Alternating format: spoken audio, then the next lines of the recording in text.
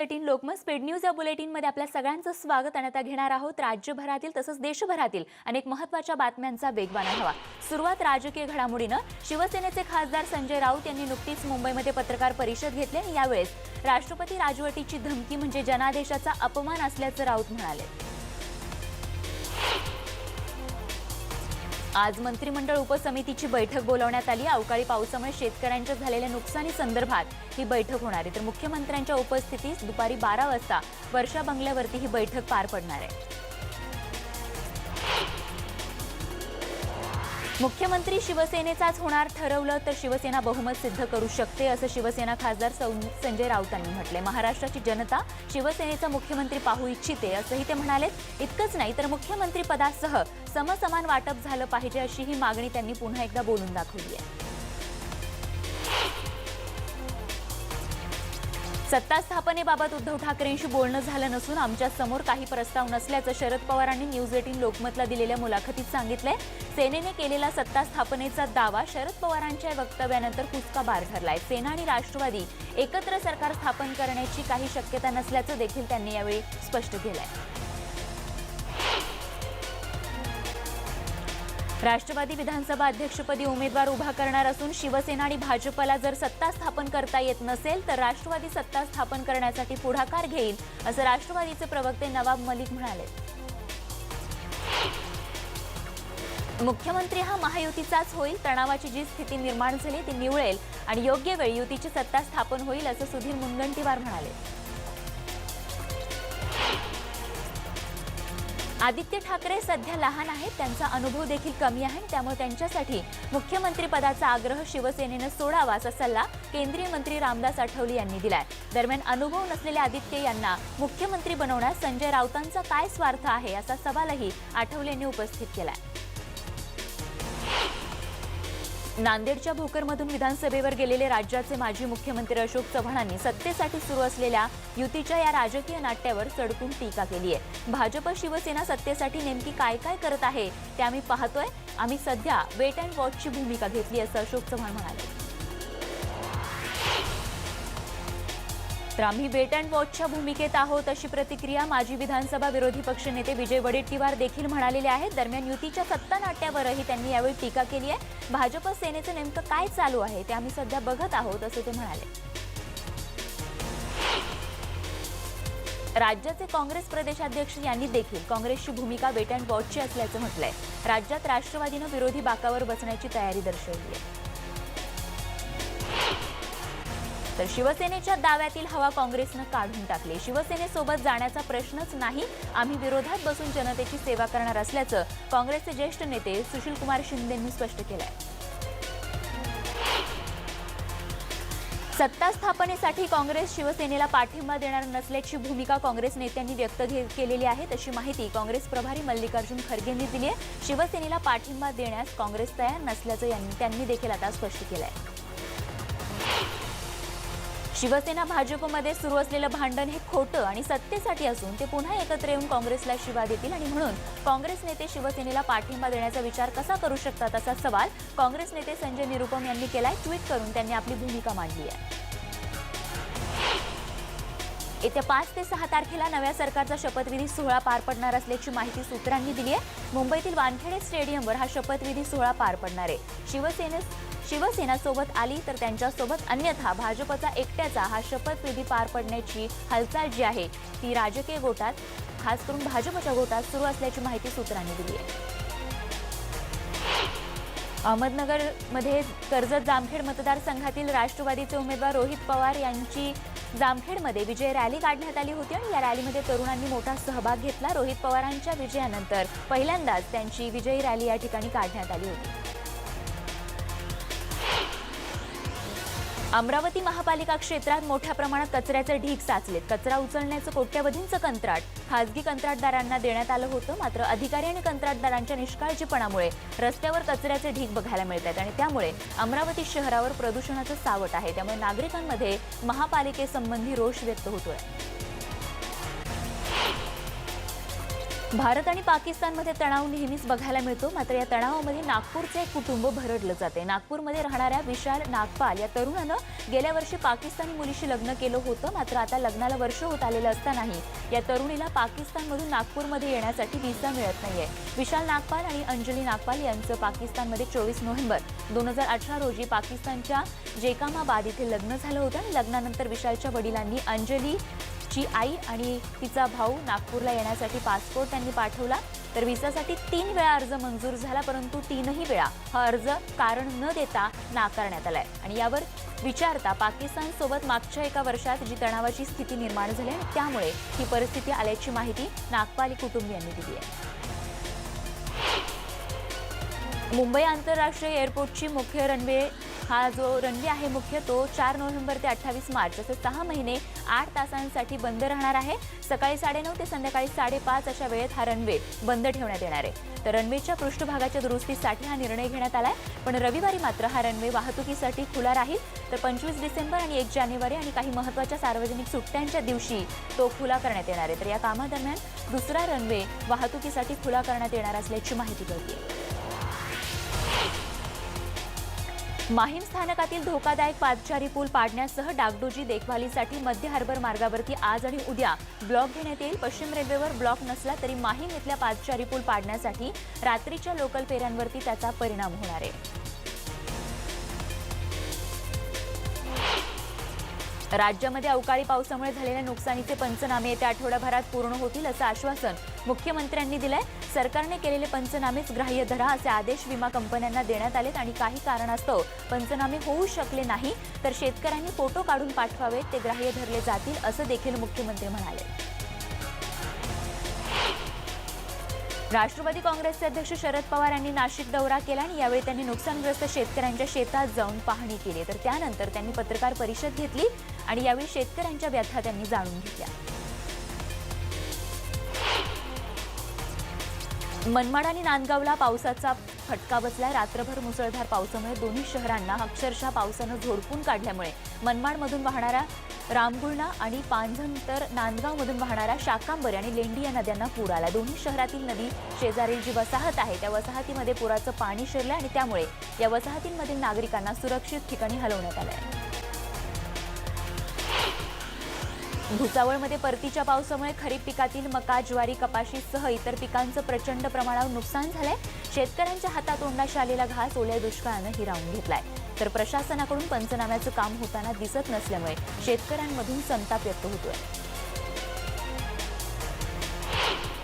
वाशिम जिल्ह्यामध्ये सतत परतीचा पाऊस कोसळत असून मानोरा आणि कारंजा तालुक्यात जोरदार पाऊस पडलाय. जिल्ह्यातील सर्व 6 तालुक्यांमध्ये परतीच्या पावसानं थैमान घातल्यानं शेतकऱ्यांसह जिल्हावासीय त्रस्त झाले. तर या पावसाचा मोठा फटका शेतीला बसला असून सततच्या पावसामुळे शेती मशागतीची कामं करता येत नसल्यानं जमीन पडीक राहण्याची भीती शेतकरी व्यक्त करतायत.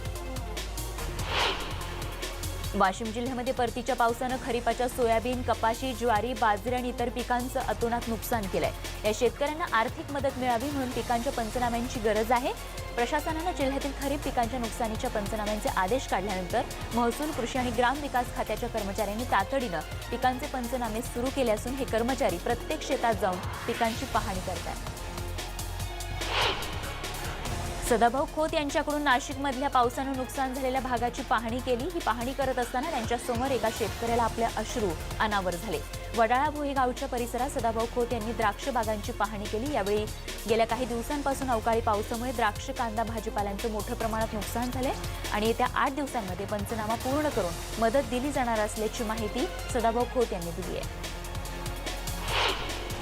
वाशिम जिल्ह्यात परतीच्या पावसामुळे शेतीचं अतोनात नुकसान झालं आणि या पावसामुळे खरीपाचं सोयाबीन, ज्वारी, कपाशी या पिकांचं मोठं नुकसान झालं असून शेतकऱ्यांची दिवाळी अंधारातच गेली. शासनानं सरसकट नुकसान भरपाई द्यावी आणि त्यासोबतच या मागणीसह इतर काही मागण्या घेऊन या ठिकाणी शेतकऱ्यांनी जिल्हाधिकारी कार्यालय परिसरात खराब झालेलं सोयाबीन जाळून आपल्या तीव्र भावना ज्या आहेत त्या व्यक्त केल्या आहेत.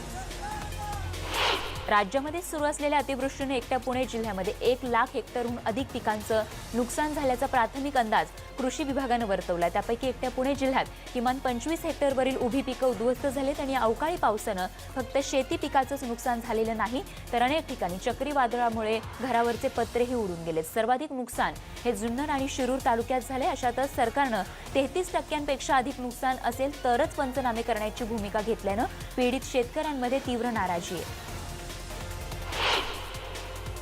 परतीच्या पावसानं राज्यातील अनेक भागांमध्ये अक्षरशः धुमाकूळ घालत पिकांची नासाडी केलेली आहे तर फळबागा देखील उद्ध्वस्त झाल्या। त्यामुळे बळीराजावर आभाळा एवढं मोठं संकट कोसळलं। एकीकडे शेतकरी मेटाकुटीला आलेला असताना दुसरीकडे शासनाकडून मात्र मदत मिळत नसल्याचा आरोप करत येवल्याच्या सायगाव इथे किसान क्रांती एल्गार परिषद घेण्यात आली, ज्यामध्ये अतिवृष्टीमुळे झालेल्या नुकसानीची सरसकट भरपाई देण्यात यावी, तसंच सातबारा कोरा करण्यात यावा यासह इतर मागण्या मान्य करण्यात याव्या असा ठराव करण्यात आला।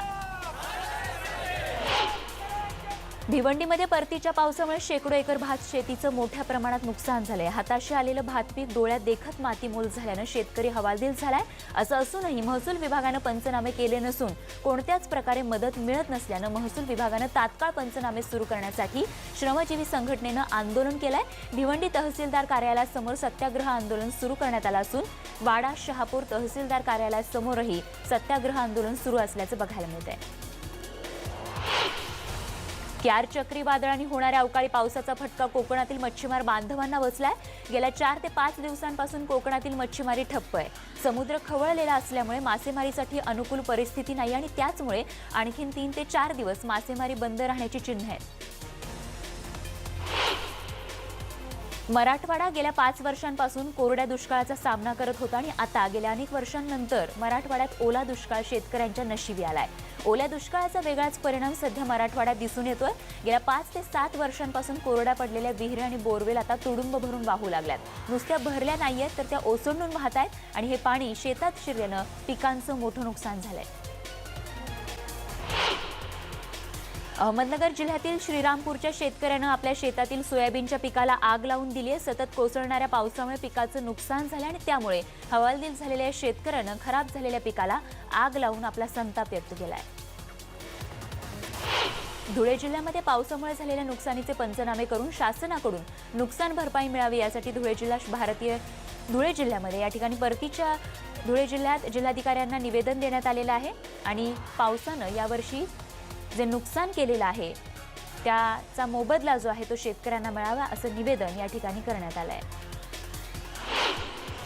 परतीच्या पावसामुळे दौंड तालुक्यामध्ये देखील शेतकऱ्यांचं मोठं नुकसान झालंय। टोमॅटोच्या शेतात पाणी साचल्यानं टोमॅटो सडून गेलाय। वांग्याच्या शेतीला देखील कीड लागली आहे। या नुकसानीबाबत दौंड तालुक्यातील प्रशासनाकडून अद्याप कोणतीही प्रकारची दखल घेतलेली गेलेली नाही आणि त्यामुळे दौंड तालुक्यातील शेतकरी हवालदिल झालाय। दिंडोरीमध्ये अतिवृष्टीमुळे द्राक्ष बागेचं झालेलं नुकसान आणि कर्जबाजारीला कंटाळून एका शेतकऱ्यानं विष प्राशन करून आयुष्य संपवलंय। दिंडोरीच्या मोहाड इथली घटना आहे। संजय भास्कर देशमुख असं आत्महत्या केलेल्या शेतकऱ्याचं नाव आहे। नाशिक जिल्ह्यातील ग्रामीण भागात शेतकऱ्यांचं आत्महत्येचं सत्र सुरू झालं असून नापिकी आणि कर्जबाजारीपणाला कंटाळून 2 दिवसांमध्ये 3 शेतकऱ्यांनी आत्महत्या केली आहे। मोर्शी वरुड तालुक्यात मोठ्या प्रमाणात संत्र्याचं उत्पादन घेतलं जातं, मात्र या शेतकऱ्यांना कोणत्याच प्रकारचं मार्गदर्शन मिळत नसल्यानं संत्र्यावरती रोग पसरायला सुरुवात झाली। सध्या संत्र्याला अचानक गळती सुरू झाल्यानं मोर्शी वरुड तालुक्यातील संत्रा उत्पादक शेतकरी हवालदिल झालाय। बातमी औरंगाबादमधून। औरंगाबाद इथे बनावट नोटा छापून कमी दरात विकणाऱ्या 3 जणांना अटक करण्यात आली। आरोपींमध्ये एका उत्तर प्रदेशच्या आरोपीचा देखील समावेश आहे। पुंडलिक नगर पोलिसांनी कारवाई करत सुमारे 15,000 रुपयांच्या बनावट नोटा जप्त केलेल्या आहेत। बनावट नोटांचं मोठं आंतरराज्य रॅकेट त्यामुळे आता उघड होण्याची शक्यता पोलिसांनी व्यक्त केली आहे। मुरबाड कल्याण महामार्गावरती एसटी आणि खासगी बसची समोरासमोर धडक होऊन अपघात झालाय। अपघातात 10 ते 12 जण जखमी झाल्याची माहिती मिळते तर जखमींवरती सध्या रुग्णालयात उपचार सुरू आहेत। महाराष्ट्र सरकारनं दलित शब्दाऐवजी नवबौद्ध शब्द लावण्याचे काढलेले परिपत्रक रद्द करण्याच्या मागणीसाठी भंडाऱ्यामध्ये जिल्हाधिकारी कार्यालयासमोर धरणे आंदोलन केलं जातंय। Register Buddhist society of India आणि पंजीकृत बौद्ध समाज महाराष्ट्र युनिटच्या वतीनं हे आंदोलन करण्यात आलं आहे। बार्शीमध्ये महालक्ष्मी ज्वेलर्स दुकानात मध्यरात्रीच्या सुमारास अज्ञात चोरट्यांनी 6 किलो चांदी चोरून नेली। बार्शीतील मुख्य बाजारपेठेत असलेल्या या दुकानातून ही चोरी झाल्यानं मोठी खळबळ माजली आहे। तर चोरट्यांनी दुकानातून सीसीटीव्ही कॅमेरा देखील चोरून नेलाय। श्वान पथकाद्वारे आता या चोरट्यांचा शोध सुरू आहे। महा चक्रीवादळाचा फटका मुंबईला देखील जोरदार बसलेला आहे। मुंबईमध्ये ऊन पडलंय, पण या चक्रीवादळाच्या इशाऱ्यामुळे मच्छीमारी बंद आहे आणि त्यामुळे आज माशांची आवक कमी होणार आहे आणि त्यामुळे माशांच्या किमतीही दुपटीनं वाढल्याचं बघायला मिळतंय। ब्रेकनंतर स्पीड न्यूज या बुलेटिनमध्ये आपल्या सगळ्यांचं पुन्हा एकदा स्वागत। आणि आता बघूयात देशभरातील आणखीन काही महत्त्वाच्या बातम्यांचा वेगवान आढावा। आजपासून पंतप्रधान नरेंद्र मोदी 3 दिवसांच्या थायलंड दौऱ्यावर जाणार आहेत। आशियान, पूर्व आशिया आणि RCEP शिखर बैठकीसाठी पंतप्रधान नरेंद्र मोदींचा हा थायलंड दौरा असणार आहे। तर पंतप्रधान नरेंद्र मोदी थायलंड दौऱ्यासाठी नुकतेच नवी दिल्लीतून रवाना झालेत। आशियान, पूर्व आशिया आणि RCEP शिखर बैठकीसाठी पंतप्रधानांचा हा दौरा असून त्या ठिकाणी ते उपस्थित राहणार आहेत। गेल्या वर्षभरापासून देशातील वाहन उद्योगावरील मंदीचं मळभ हटण्यास सुरुवात झाली असून गेल्या 10 महिन्यांमध्ये पहिल्यांदाच ऑक्टोबरमध्ये वाहनांच्या विक्रीमध्ये वाढ नोंदवण्यात आली आहे। देशातील सर्वात मोठी कार निर्मिती कंपनी असणाऱ्या मारुती सुझुकीची विक्री ऑक्टोबरमध्ये गेल्या वर्षीच्या तुलनेत 4.5% वाढली आहे।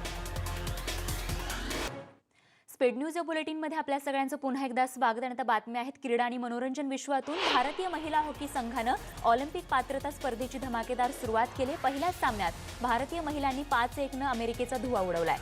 तर गुरजीत कौरनं 2 गोल करत भारताला विजय मिळवून दिलाय। तामिळनाडूच्या दिवंगत नेत्या जयललिता यांच्या आयुष्यावर आधारित बायोपिक वादाच्या भोवऱ्यात सापडला आहे। जयललिता यांची भाची दीपा यांनी बायोपिक विरोधात मद्रास हायकोर्टात धाव घेतली आहे। या बायोपिकवर आक्षेप नोंदवत त्यांनी स्थगिती देण्याची मागणी केली आहे। तर अभिनेत्री कंगना रणावत जयललिता यांची भूमिका साकारणार आहे। बॉलिवूडचे बिग बी अर्थात अमिताभ बच्चन यांच्या कौन बनेगा करोडपतीच्या सेटवर अनेकांनी हजेरी लावली आहे। मात्र पहिल्यांदाच या सेटवर एक मांजर आल्याचं बघायला मिळालं। बिग बींनी या मांजरीचा फोटो शेअर केला असून त्याला एक गमतीशीर कॅप्शनही दिलंय। ए बिल्लोरी बिल्ली बिल्ली खेलन चली केबीसी जैसे आई फास्टेस्ट फिंगर लोटपोट हो गई वही असं कॅप्शन बिग बींनी त्या फोटोला दिलंय। किंग खान शाहरुखचा आज बर्थडे आहे। शाहरुखने अनेकांच्या मनावर अधिराज्य गाजवलेलं आहे। तर फक्त भारतातच नाही जगभरात शाहरुख खानचे फॅन आहेत आणि आज त्याचा 54वा वाढदिवस असून मन्नत या त्याच्या बंगल्याबाहेर रात्री 12 वाजल्यापासूनच चाहत्यांनी बर्थडे विश करण्यासाठी या ठिकाणी मोठी गर्दी केली आहे।